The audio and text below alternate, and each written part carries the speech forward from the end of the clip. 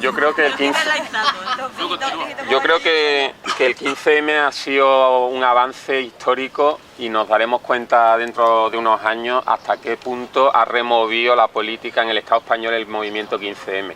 Por supuesto que es un movimiento muy verde, en el que los objetivos no estaban claros, vale, y eso se va viendo en la maduración, ¿no? Como la gente después ha ido hacia el movimiento contra los desahucios, hacia las mareas, y muchísima gente que participó en el 15M y que ocupó las plazas están en su casa, pero han cambiado su manera de pensar y saben que el gobierno gobierna para los banqueros, saben que esto no es una democracia, saben que no, el gobierno no les representa, saben que no hay pan para tanto chorizo. Toda esa evolución en la forma de pensar de la gente está ahí, y eso se verá en los movimientos que vengan, porque esa gente parte desde un punto más avanzado en el pensamiento, ¿no? Entonces yo creo que el 15M ha sido muy importante, lo sigue siendo y lo veremos más en un futuro. Entonces yo creo que frente a esos movimientos sociales nuevos no podemos tener visiones sectarias, todo lo contrario, tenemos que tener visiones de darle la bienvenida, de apoyarlo y de fomentarlo y de construir puentes, como decíamos ayer, entre esos movimientos sociales y el movimiento de los trabajadores y las trabajadoras, ¿no? Yo creo que, por supuesto que el Sindicato Andaluz de Trabajadores y Trabajadoras tenemos una experiencia de años de lucha, mucha riqueza, pero eso no quiere decir que todo lo hagamos bien. Nos equivocamos en muchas cosas, tendremos que aprender, tenemos cosas que aprender del 15M y el 15M tiene que aprender cosas de nosotros, ¿no? Entonces, yo creo que tenemos que aprender, por ejemplo, mucho de América Latina, porque allí la crisis, con los ajustes estructurales del Fondo Monetario Internacional, la llevan viviendo desde hace mucho tiempo, y en países como Ecuador, como Venezuela, como Bolivia, ha habido luchas fortísimas, también Chile, ¿no? Y el pueblo mapuche tenemos que aprender muchísimo, especialmente en el Sindicato Andaluz de Trabajadores, ¿no? Por las cosas tan comunes que tenemos. Entonces, yo creo que tenemos que aprender mucho de eso, pero también tenemos que aprender de la gran crisis del capitalismo antes que esta, de la crisis de 1930, del crash del 29. Si nos fijamos en el crash del 29, las grandes resistencias masivas no empezaron hasta 5 o 6 años después. Hasta 1934, 35, 36, en Estados Unidos, por ejemplo, con un movimiento masivo de desempleados. Entonces, ahora estamos en 5, 6 años después del comienzo de la crisis.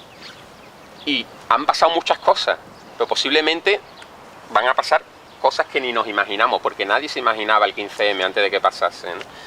Y otra cosa, lo último que quería decir es que en toda esta ola internacional de protesta, me parece muy interesante cómo las luchas específicas, como puede ser el feminismo, la lucha por los derechos de lesbianas, gays, transexuales, bisexuales, o el tema del ecologismo, se están dando en el seno de luchas más globales, en contraposición con lo que pasó en los años 70 y en los años 80, que los grupos feministas tendían a organizarse por su cuenta, los grupos ecologistas por su cuenta, los grupos LGTB por su cuenta. Ahora estamos viendo cómo hay reivindicaciones feministas dentro de la revolución de Egipto, reivindicaciones feministas dentro del 15M, reivindicaciones LGTB dentro del movimiento en Turquía y del 15M, movimiento ecologista en Turquía defendiendo un parque, en Brasil por una política de transporte diferente y contra la especulación inmobiliaria, y por ejemplo en Egipto también había un movimiento ecologista parando la construcción de una fábricas de fertilizantes en una bahía. Entonces, me parece muy interesante cómo estos temas, que es la lucha contra la opresión de la mujer, la lucha contra la opresión LGTB y el feminismo, que son temas transversales que nosotros siempre lo decimos, esos temas para nosotros están en primera línea de batalla, no los podemos dejar para después de la revolución. Pues me da a mí que en esta ola internacional eso es lo que está pasando. Está habiendo un nivel de lucha de clase tan potente y tan fuerte que esas reivindicaciones están surgiendo en ese seno, en ese movimiento, y eso me parece muy importante, porque nos une, en vez de dividirnos en pequeños grupos, cada uno luchando por lo suyo, todos luchamos por lo mismo, pero cada uno tenemos nuestra especial sensibilidad hacia un tema o hacia otro, ¿no? Y un partido revolucionario como el nuestro pues tiene sensibilidad frente a todos esos porque temas. sin el 15M no creo yo que hubiesen habido lo que comentábamos ayer de las asambleas de parados, las mareas de sanidad, las mareas verdes, el movimiento de la vivienda, que en ningún caso para mí me parece un fracaso, sino al revés, una red de solidaridad que se ha creado en torno a eso, que está consiguiendo pequeñas victorias también y que mucha gente se implique, ¿no? Sobre todo eso, lo que se ha comentado también, que mucha gente se politizó y que sí, que la mayoría que estábamos ahí éramos de una supuesta clase media que cada vez te estás dando más cuenta de que no existe, de que están los que trabajamos y los que se llevan el beneficio de tu trabajo, y que sin eso yo hoy no estaría aquí. porque yo vengo de una familia donde vivimos cómodamente, donde nunca ha habido problemas de dinero ni nada, y yo no he tenido ese problema, y sin embargo, pues a raíz de escuchar y de hablar y de ver en la tele el tema de, ay, mira, los chavales en las plazas, pues me voy a acercar a ver qué se cuece, y me voy a quedar a tal charla, voy a escuchar, y de no ser por ese proceso, pues no, que no todo el mundo se levanta y dice, oh, pues voy a ser revolucionario. Hay gente que necesita estar en contacto con estas cosas, y yo no infravaloraría el papel que tiene eso, ¿no? Y pues dentro un clavo en cuanto a la estupidez de la gente que vive en las ciudades, ¿no? El tema de la atomización, el tema de las nuevas tecnologías que también se comentaba. Yo no creo que el problema sea que la gente vive en una ciudad, ¿no? El problema es el tipo de ciudad, y el tipo de ciudad es así porque vivimos en un sistema capitalista que ha diseñado una serie de intereses que es lo que nos aísla y lo que nos individualiza y lo que nos separa de los otros, ¿no? Y que yo veo más práctico, antes que decirle a una persona no te compres el último móvil o el último portátil o no necesitas estar a la moda, explicar por qué esto es así, ¿no? Explicarle cómo funciona el capitalismo, y entonces es como una consecuencia de entender lo que pasa. Una vez tú entiendes por qué está ese consumismo atroz, por qué te están mandando estímulos constantemente para que sigues comprando, para que no estés satisfecho contigo mismo ni con lo que tienes, entonces cuando te das cuenta, es por esto, pues ahora sí que para no darle la razón no me voy a dejar involucrar por las patrañas que me estén metiendo de que necesito el último coche, la última moto o ir con el último modelito, ¿sabes? Y no solo eso, ¿no? Sino ya además del hecho de que tú te des cuenta de esas cosas, también tienes que entender que vives en una realidad y que hay cosas que te sirven para ti a nivel práctico y que puedes utilizar en contra del propio sistema, ¿no? Recuerdo la frase esta que se suele decir de la revolución no será televisada, ¿no? Claro, no será televisada mientras los que controlen la televisión sean los que son, ¿no? Los que tienen el dinero, ¿no? Los grupos de presión, ¿no? Pero cuando tú, los trabajadores, sois los que tomáis la televisión, te aseguro que claro que va a ser televisada. Lo mismo con las redes sociales, los ordenadores, los móviles. Hay cosas que hubiesen sido imposibles si la gente no se hubiese valido de esas nuevas tecnologías para comunicar lo que está pasando. O sea, la cantidad de noticias que nos llegan, que no salen ni siquiera en los propios países. Me acuerdo, me parece que era en Turquía, que pusieron pingüinos, no sé, Luna me lo estuvo comentando, mientras estaba la gente metiendo palos, pero aquí nos llegamos a enterar de eso, ¿no? Y pudimos hacer concentraciones de apoyo en frente de embajadas de turcas porque teníamos ese medio para verlo, ¿no? El tema de la primavera valenciana, de que un día están metiendo palos a unos chavales de instituto que están defendiendo que les pongan una calefacción en su instituto, y como ese mismo día, esa misma tarde, en un montón de provincias del país, la gente salió espontáneamente. Eso hubiese sido imposible si no hubiese alguien utilizando esas nuevas tecnologías, esas redes sociales, para comunicar las atrocidades que estaban pasando y la represión policial que había ahí, ¿no? Entonces yo pienso que lo que hay que hacer es utilizar los medios que tenemos a nuestra disposición, aunque hace 20 años no se utilizasen porque sencillamente no existían, y ponerlos de nuestra parte para derrocar el sistema capitalista. Y bueno, yo creo que hay que pensar que todas las voces tienen una parte de verdad. Normalmente nada es ni blanco ni negro, ¿no? Entonces también normalmente cuando algo nos molesta es porque resonamos con esa idea, y si resuena me refiero a que te identificas, ¿no? Cuando te identificas es porque lo reconoces, y si lo reconoces es porque algo de eso también hay en ti, ¿no? No sé si me estoy explicando o me estáis entendiendo lo que quiero decir. Entonces cuando a lo mejor a alguien le molesta lo que ella ha podido decir sobre que hay una parte de perro flauta, de qué guapo voy, y a ver si ligo también, y qué interesables somos, pues sí, hay una parte de eso, lo que pasa es que ni las cosas son blancas ni negras. O sea, no es que todo sea eso, el movimiento 15M no es eso, ni tampoco es lo otro. Eso está ahí, pero también es verdad que hay que tener en cuenta, hay que reconocer esa realidad. Entonces, yo creo que para poder entender lo que pasa, tienes que empezar reconociendo que eso existe, aunque no sea lo único. Entonces, para poder transmutar algo, primero tienes que reconocerlo, ¿no? Y luego también es verdad que igual que está el colectivo campesino, y es un colectivo, ¿no? En algunos países de una forma, en otros de otra, pues aquí, que vivimos aquí, nosotros también somos un colectivo. Los niños de papá que no tienen grandes problemas y que tienen para comer todos los días y que se van de su casa porque simplemente no les apetece escuchar a su madre o tienen ganas de tener una independencia, pues eso es una realidad aquí, igual que el colectivo campesino en otra parte, ¿no? Es donde vivimos, en nuestra selva es esta, y dentro de nuestra selva, pues igual que están los campesinos, están los niños de papá y los hippies perros flautas, a los que algunos pertenecemos, ¿no? Y dentro de eso, pues hay que reconocer ese colectivo, y ese colectivo también tiene una problemática y algo por lo que luchar. Y y tampoco todo el monte es orégano para ellos, ¿no? O sea, o para nosotros, sino que te encuentras con unas limitaciones, con unas facilidades, con un enemigo incluso más difuso. Entonces, bueno, esa gente está ahí y tiene esas cositas, ¿no? Así como un poco, o sea, contamos con eso, ¿no? No tenemos los mismos problemas a lo mejor tan básicos, como de qué como, o dónde duermo, pero tenemos otros problemas y por eso estamos en el 15M, ¿no? Y no sé si me estoy explicando, tengo una idea un poco difusa, pero...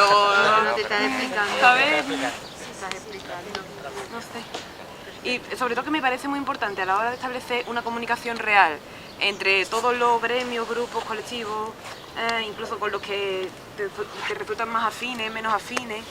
Me parece muy importante tener una escucha abierta, porque muchas veces tenemos una idea que es la nuestra, ¿no? Y tú estás, mientras el otro habla, estás en tu idea, ¿no? Y te identificas con lo que tú crees, y estás ahí identificado. Entonces, para poder llegar realmente a un diálogo, tienes que dar una cabida a la posición del otro. Entonces tienes que abrirte, tienes que tener una escucha de verdad abierta a lo que el otro está explicando. Pareja trabajar al extranjero como me ha pasado a mí. No, cada uno entra en la lucha de una manera diferente, ¿no? Entonces, yo creo que aquí están saliendo debates súper interesantes. El tema de la clase trabajadora, incluyendo los jornaleros y las jornaleras del campo que son asalariados, en contraposición al campesinado, es un debate clave. Lo fue en la Revolución Rusa y lo sigue siendo ahora. Y no estamos de acuerdo en muchas cosas aquí. Bueno, pues me parece súper interesante el debatirlo. No tenemos tiempo aquí, pues seguiremos después tomando una cervecita o lo que sea. El tema de la imperfección de las protestas. Yo creo que eso es clave, ser consciente de que ningún sindicato, ningún movimiento social y ninguna revolución es perfecta, sino todo lo contrario. Por ejemplo, en nuestro sindicato tenemos problemas de machismo muy importantes. Unas condiciones materiales, ¿no? Que yo creo que ahí está la clave, que ya se ha dicho aquí. ¿Por qué tantos ataques ahora a la mujer en tiempos de crisis? Porque sin opresión de la mujer no hay capitalismo. O sea, si la mujer no desarrolla todas las funciones de cuidados que realiza, el capitalismo no funciona. Porque es imposible que el Estado capitalista se haga cargo de todo ese trabajo que hacen las mujeres sin remuneración alguna. Entonces, claro, si somos conscientes de eso, igual que no hay capitalismo sin guerra, igual que no hay capitalismo con desarrollo sostenible, igual que no hay capitalismo sin explotación de los trabajadores. Entonces, si somos conscientes de eso, sin mujer no hay revolución. Y es que en los procesos revolucionarios muchas veces se ve cómo avanzan los derechos de las mujeres. No sé, en la Revolución Española se vio claramente, por ejemplo, se representan el símbolo de las milicianas. Mujeres que estaban combatiendo en primera línea de fuego, no estaban en segunda, siendo enfermeras, tal, estaban en primera línea de fuego y hubo muchísimos avances, disminuyó mucho la prostitución que hablábamos antes, etc. En la Revolución Rusa igual, en la Revolución Rusa, aparte de que el gobierno aprueba el divorcio, aprueba el aborto, despenaliza la homosexualidad, hay unos avances de autoorganización de las mujeres que sorprenden incluso a los dirigentes del gobierno bolchevique. O sea, flipan de cómo las mujeres se están autoorganizando en guarderías, comedores, etc. Y en la Revolución Egipcia se está dando también. Eso de que las mujeres estén saliendo a la calle como no han salido nunca, estén rezando con los hombres juntos en las mismas plazas, eso se están rompiendo muchísimo aislamiento de las mujeres en las casas, ¿no? Algo histórico que se está rompiendo en pocos meses. No sé, una de las cosas interesantes es nuestra visión del origen de la opresión de la mujer, ¿no? Porque hay mucha gente que piensa que el problema de la opresión de la mujer son los hombres y que todos los hombres se favorecen de la opresión de la mujer, y eso te lleva a que para luchar contra la opresión de la mujer te tienes que organizar solo mujeres, porque todos los hombres se favorecen de eso. Claro, nuestra visión es otra, esa es la visión del patriarcado clásico. El capitalismo, las mujeres no solamente no se les diferenciaba de los trabajos típicos que se les ponen a los hombres, ¿no? De albañil y tal, sino que era un trabajo tan degradado, el tener que hacer un trabajo físico, que se les daba a las mujeres porque, a ver, no quiero decir que en la etapa feudal las mujeres fueran iguales que los hombres, pero sí que no existía el mismo tipo de discriminación que existe ahora, ¿no? Diciendo de que eso, de que la mayoría de las personas que eran albañiles y hacían trabajos pesados eran las mujeres porque era súper denigrante. Cosa que ahora parece una locura que una mujer pueda ser albañil o carpintera o que lleve una grúa incluso, ¿no? Y bueno, entonces también remarcar eso y que el capitalismo, para proveerse de toda la acumulación de capital que tiene, ya no hoy en día, sino que llegó a tener en su día para poder llegar a desarrollarse, lanzó una ofensiva ideológica que es muy similar a la que estamos viviendo ahora. Lo que pasa que igual que las formas de opresión varían para ser válidas hoy en día y que no chirríen tanto, pues la forma de empobrecimiento pues lo mismo, ¿no? Y la forma de hacer ofensiva ideológica pues igual, hasta tal punto que las mujeres siempre hemos tenido en nuestras manos, como papel de cuidados que hemos tenido, siempre hemos tenido el conocimiento de la medicina, de la enfermería, etcétera. Y ahí entró en juego todo el papel de la quema de brujas, porque las mujeres no podían tener conocimiento, porque todo el derecho al propio cuerpo fue una cuestión condenada con la muerte, ¿no? Hasta tal punto, porque claro, esto se produce en un momento en el que el sistema feudalista, o sea, el feudalismo intenta pasar al capitalismo y hay mogollón de resistencia. ¿Y cómo se consigue que no haya resistencia? Pues divide a la clase trabajadora en dos y vencerá. Entonces, de hecho, se llegó hasta a hacer un montón de prostíbulos públicos. Creo que hay un dato por ahí que está demostrado que había más cantidad de prostíbulos públicos en no sé qué años en Francia que los que hay hoy en día en total en Francia, ¿no? Porque al sistema le beneficiaba eso, que las mujeres fueran vistas como un objeto y que los compañeros desprestigiaran a las mujeres con las que iban a luchar, porque creaba un montón de divisiones. Y yo creo que muchas veces como marxistas revolucionarias se nos olvida hacer ese tipo de conexión, no das el peñazo ni soltás el libraco, pero sí haces hincapié en que esto no es una cuestión de ahora y que igual que a las mujeres en el deporte, que de hecho era uno de los artículos recomendados para el camping, que cuando una mujer hace plusmarcas en deporte y no sé qué, se cuestiona completamente su feminidad, su sexualidad, porque seguro que es pollera, que a lo mejor es XXI o alguna paranoia rara. Es como es impensable que una mujer, no, pues ese mismo tipo de, que al final lo que hace es perpetuar eso, es decir, las mujeres no pueden ser fuertes porque tal, ¿no? Cuando antes no se tenía para nada en cuenta ese tipo de planteamiento. En sus espacios, ¿no? Digo, sí, fuera del ámbito productivo, a ver si me entendéis. Tienen mucho poder cuando se organizan sindicatos y tal. Pero fuera de eso, en el ámbito más privado, pues es verdad que tenemos muy limitadas las opciones de elegir lo que podemos hacer y todo esto, ¿no? Para empezar, porque no tenemos medios económicos, no tenemos, la ideología dominante nos presiona en dirección a lo que tenemos que elegir, etc. Pero dentro de eso, y yo lo he observado toda mi vida a mi alrededor, los hombres tienen más capacidad de imponer lo que les apetece, lo que quieren hacer, sus opiniones, incluso dentro de las organizaciones políticas, ¿no? Entonces, yo creo, y ahí viene una reflexión también que creo que tenemos que hacer dentro de las organizaciones, que es por eso que hay hombres todavía dentro de la izquierda anticapitalista y radical que se resisten a eso, o que consideran, hay muchas maneras de resistirlo. Hay una manera activa de decir, ser un machista descarado y no querer hablar del tema y negarse y tal, que eso hay muy pocos así, por suerte, o cada vez menos.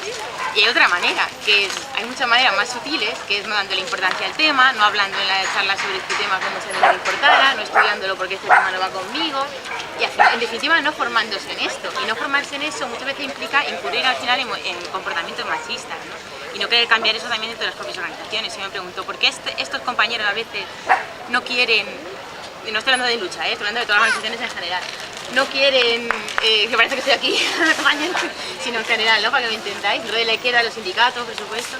¿Por qué no quieren? ¿Por qué existe esa resistencia? Yo creo que es porque efectivamente sí existe un privilegio, que es menor que el perjuicio que sufren, pero existe ahí. Y yo creo que tampoco tenemos que